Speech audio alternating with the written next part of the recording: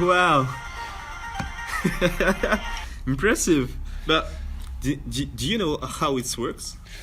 I think it's because of the way the ball is spinning. If I remember correctly, in the video they throw the ball like this. Yeah, like this. You know what? We should ask to our teacher. Okay. Yeah? Yeah. Okay. Yeah. Come in. Hi, sir. Hi. Could we ask you about the Magnus Effect? Sure. So, could you explain what it is exactly? Sure. I'll gather a few things and I'll show you an experiment, okay? Okay. Thanks.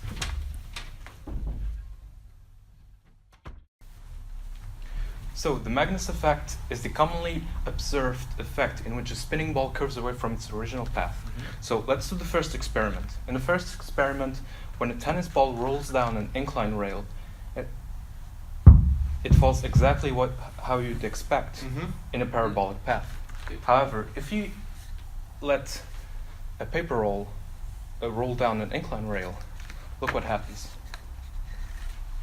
It falls straight down. Oh, well. And in some cases, it even goes backwards if the paper roll is even very light. Now let's see what happens when you swing a paper roll with a table tennis ball in it.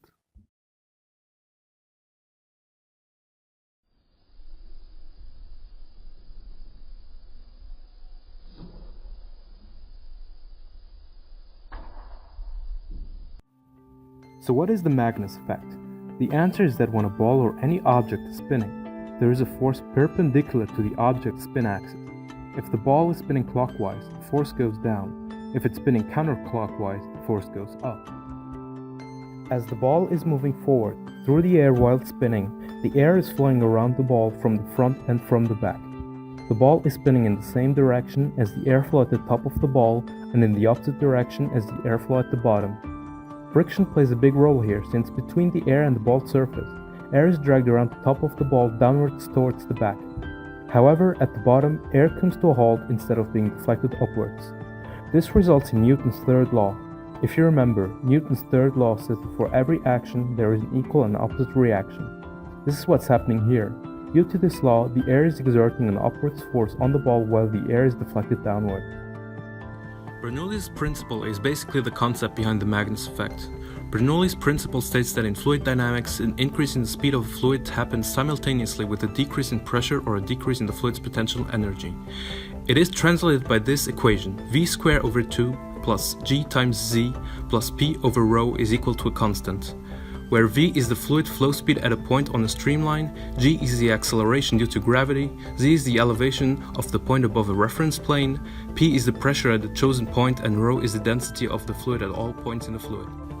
The ball creates a region of low and high pressure around itself while spinning because streamlines of air around it get disturbed, and because of pressure difference, the ball deviates from its original path. In what sport it's used?